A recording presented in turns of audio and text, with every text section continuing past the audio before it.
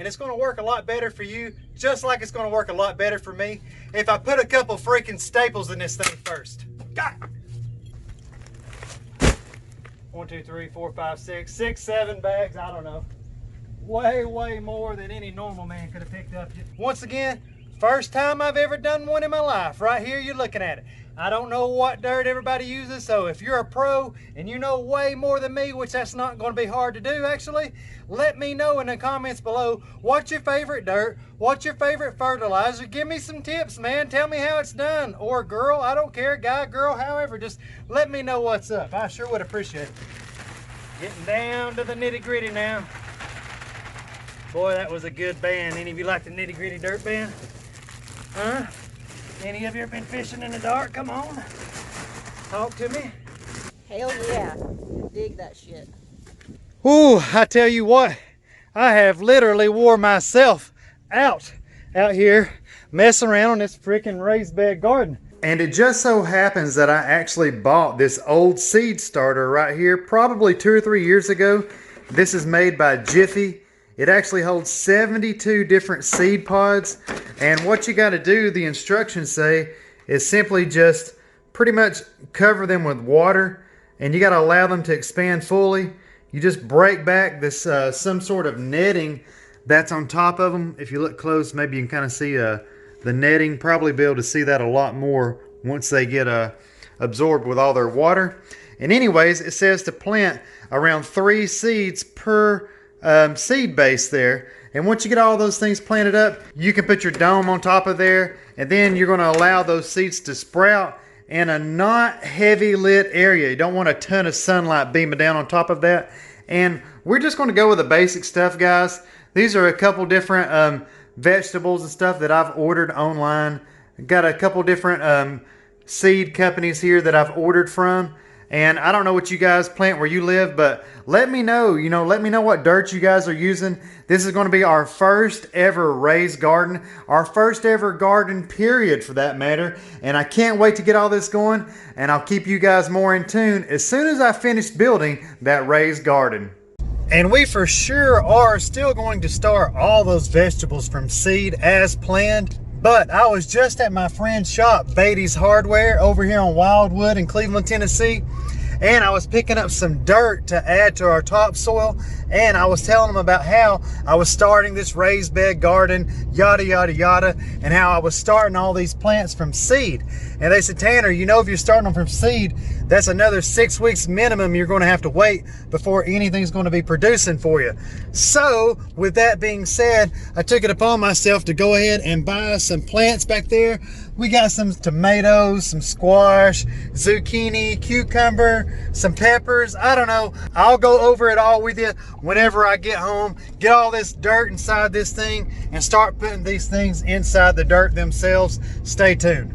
So before the giant mud hole behind me existed, all this used to be a 40 by 20 something in-ground pool. And in 2015, whenever we moved here, Matt Freitag and myself, we built an old dock to go out inside that water area where I used to have koi fish, turtles, you name it. It was an awesome little ecosystem. And when I tell you we had the turtles, I mean to tell you we had the turtles. Painted, map, soft shell, slider, cooter, you name it. Box turtles, I had it all. Plants galore, all from my buddy Lamont. And then in 2016, I had Alan Wagner come out, dig it all out. There's the dock. Look, look, look. And then look what became of it. So you remember this was an old 20 by 40 in-ground pool. Check out this big circle right here. Got another big circle over there coming up and winding around that tree. So you got a big circle going to be all the way around through here coming back. And then winding around to another big circle, winding back this way.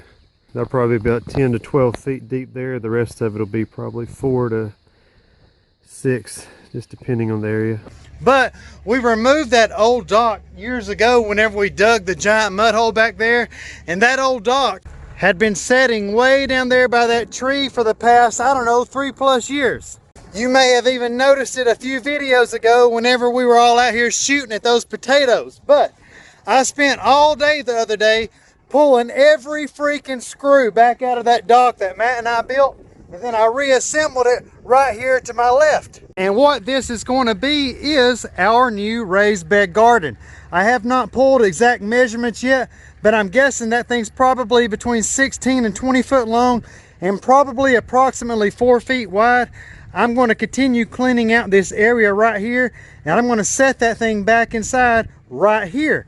And the dirt that we're going to be using for this that I have purchased, I've just got the Scott's premium topsoil, and then also a minute ago over at my friend's shop at Beatty's, I got 6 bags of this black gold made by Sun Grow Horticulture. So let's see how all this does, and I'll give you guys an update once I've gotten all this cleaned out and we start adding dirt to the raised bed garden. I just grabbed a roll of our leftover thick 6-ounce fabric that we use on all of our drainage projects. And what I'm going to do is go inside now and grab the tripod so you guys can see me lining the entire inside of this raised garden with that 6-ounce fabric. I'm going to get all that stuff to do that with, and I'll talk to you guys here in just a moment. I guess before I cover all of this up with our drainage fabric, I better show you guys a close-up of how I threw this together. So before all of you go asking me, hey, why didn't you show us how you did that? You're about to see it. So look close, guys. This is as thrown together gets. All of these materials, they all came from that dock. I got every single one of these screws out of the dock and reused them. The only pieces of wood on this entire project here that I actually cut with a hand saw, and there's a leftover piece there. I cut right there, and I cut right there. So let's look at the main frame real fast. Let me just post up right here. So look, guys, those pressure treated 4x4s, I put one there in that corner, I put one in that corner, as well as right here. Okay, look, all I did was make an outside frame going around here all the way around, and I screwed them in on this side, and then I screwed this frame board in on this side. So they're screwed on both sides of each 4x4 there.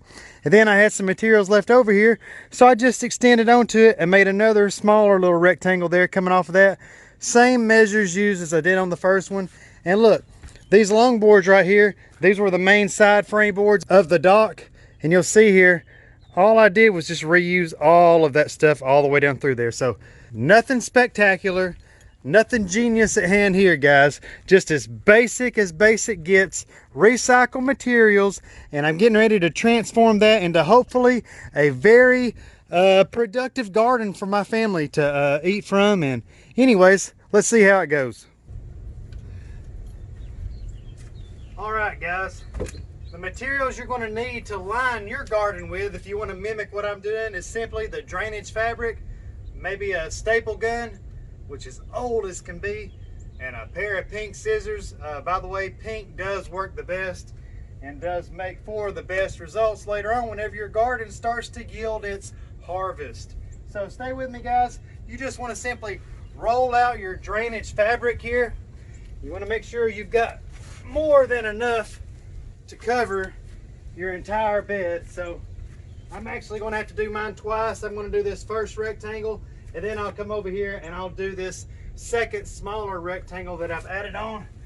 I'll do that separately. So I'm just going to pull this fabric down to about I'll have about that much slack left over. Want to make sure you got enough slack to go all the way up the sides here. And I'm still contemplating adding on, but if I do, I can add more drainage fabric at that time. And once you've gotten your fabric pulled out as far as you need it to be to cover your raised garden, you're just going to simply trim it off right here. And once again, don't worry about leaving slack. You'd rather leave too much as to not leave enough and have to go back and piece it all together.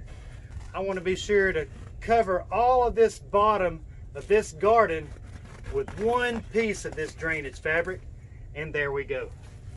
Okay guys, I've just gotten my piece of fabric cut to the size that I want, and now I'm simply going to step over on top of it here, get down on my hands and knees, and just like we do on all of our pond projects, I'm going to lightly work this thing into place nice and flat like this right here.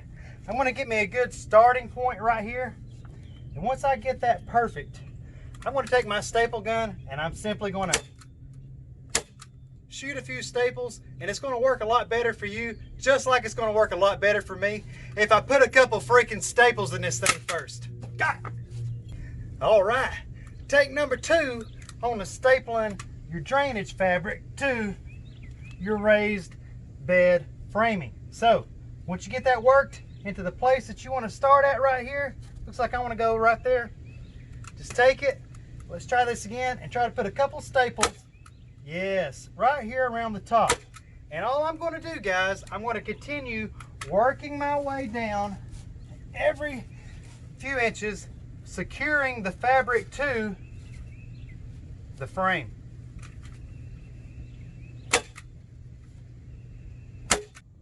I'm just going down maybe every 2 to 2.5, maybe 3 inches, making sure I shoot a staple close to the upper edge here, just securing all of this drainage fabric in place, because this drainage fabric is what's going to not only help hold our dirt in place of our garden, but also help prevent weeds from coming up through our garden and interfering with our vegetables and stuff. So once again, just continue stapling your drainage fabric all the way around the interior board or interior frame board of your new or soon to be new raised bed garden. Pretty excited about this garden, guys, because this will be our first vegetable garden that we have ever attempted to grow. I've got over 100 trees on this property, planted most of them myself, but have never tried my hand at growing food. So I'm actually excited to partake in this little science experiment. Okay guys, once you have finished stapling all of your drainage fabric to the framing of your new raised bed garden, it's going to be time to prep the soil area for where you're going to be placing your raised bed garden. And that's exactly what I'm about to do. I came in there and broke all that up a couple weeks ago with the Vermeer CTX 100, so all this should be relatively soft for me to get out.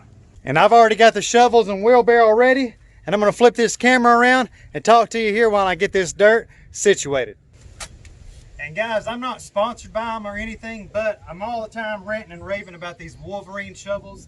And if you don't know any better, you will have absolutely no clue as to what I'm talking about. But if you are only used to using a normal man shovel, let me just go ahead and tell you guys, pick you up a solid steel Wolverine. It's going to set you back about $110 to $120, but you won't imagine how much easier these bad boys will dig compared to, like I said, a normal man shovel.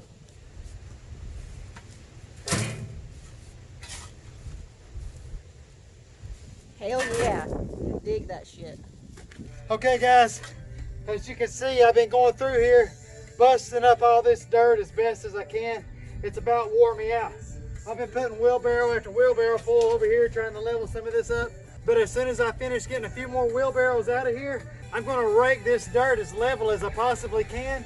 And then I'm going to put another layer of drainage fabric down atop of my level dirt before I set our raised garden on top of that piece of drainage fabric. Okay guys, I've pretty much got all the wheelbarrows out of here that I'm taking out of here. I've leveled up all that over there around that tree that I carried to level. And then I went through here with this rake. I've raked all this. I've pulled all these giant clumps of grass, whatever this grass is, this Bermuda grass. It grows all the way up in between these cracks and crevices. It's the most aggravating grass ever. If any of you know what I'm talking about, maybe that's that bulb right there. I don't know. There's been tons of those bulbs. Look, they're everywhere through here. I'm assuming that's probably something to do with that grass. It could be another kind of weed. I have no clue, but I'm just smoothing this out the best that I can here. And I'm getting ready now. As soon as I finish doing this, got a little bit of a high spot right here. I need to work on that. As soon as I finish doing this, I'm gonna put that landscaping fabric down here. And then as soon as I get that fabric down, I'll probably give you guys a shot of that real fast. And then I'm gonna work on getting this thing set in place. As you can see, I just finished anchoring down the drainage fabric over the top of the entire dirt area that I've been working on leveling out here for the past couple of freaking hours. And now that I've got that underlayment anchored down in place, I'm gonna get over here and wrestle this friggin', I almost said dock, former dock, soon to be raised garden over in place.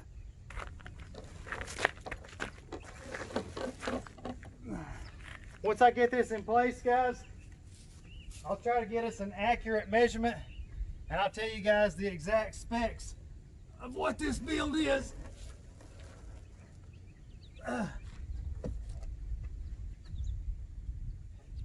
Here in a few moments. I think I'm going to butt this thing up to the front of this concrete. That way we can pull vegetables from the front, and I want to leave enough room because I plan on putting like the corn and stuff in the back, because you know the corn's going to be higher than everything else, and I want to have enough room to walk down through here and pull stuff off right here as well. So I think I'm just going to work on getting this butted up to the front of this concrete slab like I just said. Maybe I can do it right here. Okay guys, let's see how long this thing is. Come on, tape measure. Okay. Right here to the inside lip of the wood is exactly 15 feet. So go ahead and call it 15 feet wide. Excuse me, 15 feet long. And then we'll call it from inside to inside right here, 42 and a half. So 42 and a half inches inside to inside, and right at 15 feet long that way. Ooh, I tell you what, I have literally wore myself out here messing around on this freaking raised bed garden. And I've got 25 bags of this Scott's premium topsoil to put in here. And I've got 6 bags of that Sun-Gro Black Gold that I told you I bought up there at Beatty's earlier. I'm going to go ahead and put all 25 bags in of the Scott's Premium Topsoil. And then I'm going to put those 6 bags of that Sun Gold whatever on top. And I'm going to mix all that up. Stay tuned. Okay guys, let's see how far these 25 bags go. Let's put 1, 2, 3.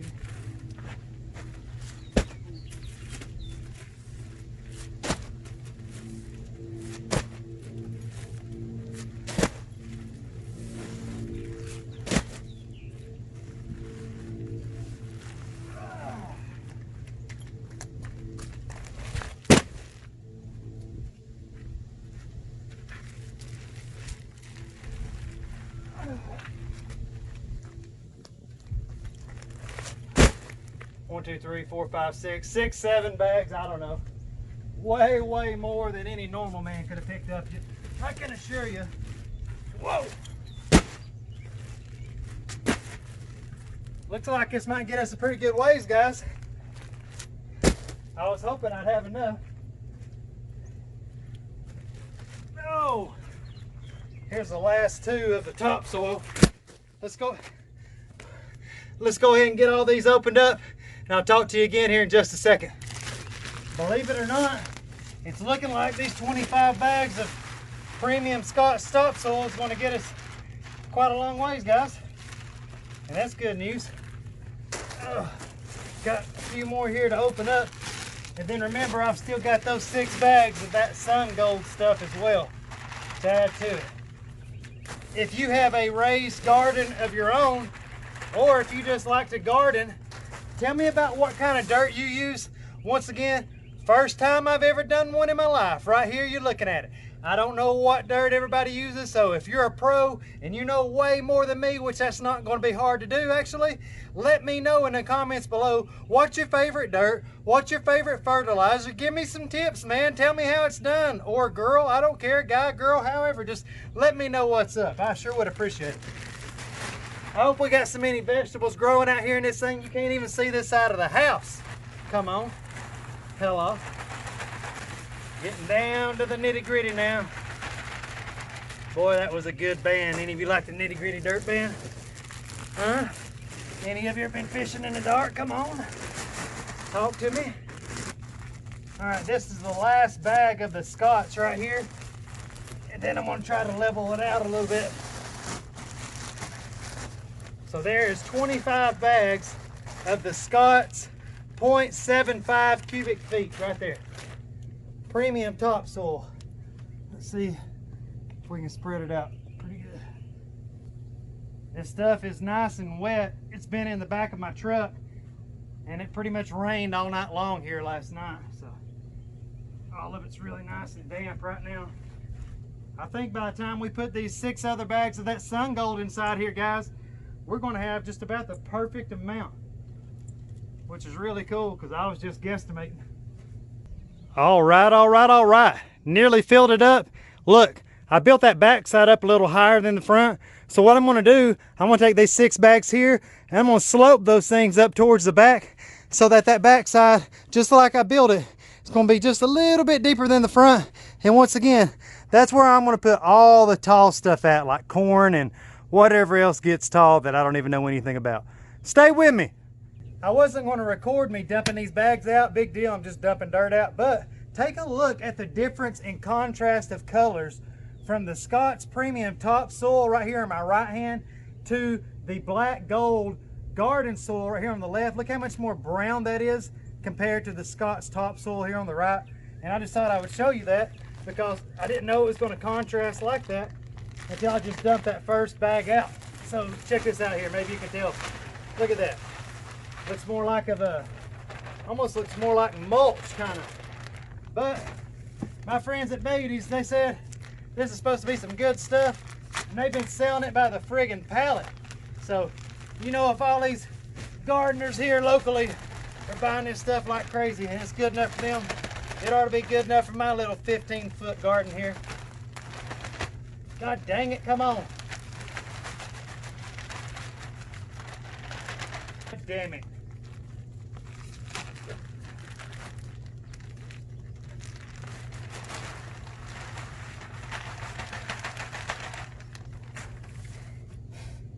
That's my supervisor there, guys. How am I doing?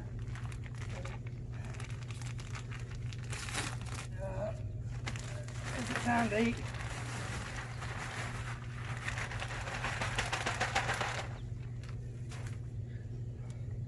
She's got to come tell me when it's time to eat, guys. If she don't, I won't stop until it's after dark. But luckily for me, the food is here. And on top of that, as soon as I spread this last bag, I'm calling it. All right, it looks like my ducks have already found the garden. Looks like they're enjoying it. Let me back up here, guys, and give you a full shot. So there it is once again. Remember, from the left side all the way to the right, that's right at 15 feet. And then what was it? I just about forgot. I think it was like right at 42 inches wide. So hopefully here within a few more months, this thing will just be flourishing with vegetables and everything, and we can come pick fresh food out of it daily and enjoy it. You know, I like enjoying just watching the stuff grow myself. So I got some stuff to plant, but I think I'm gonna go in here, eat a little bite, take a shower. I might rest up and just plant this stuff up tomorrow and make another video showing you guys me planting it up a little bit. So hope you enjoyed seeing the new raised garden come to life. Maybe it gave some of you some ideas to recycle some of your old wood and put it to good use. Maybe you learned something. Tune in with me in the future and check out on the progress and see how this bad boy's doing. I appreciate you tuning in. Thank you for your time as always, and I can't wait to talk to each of you inside that next video.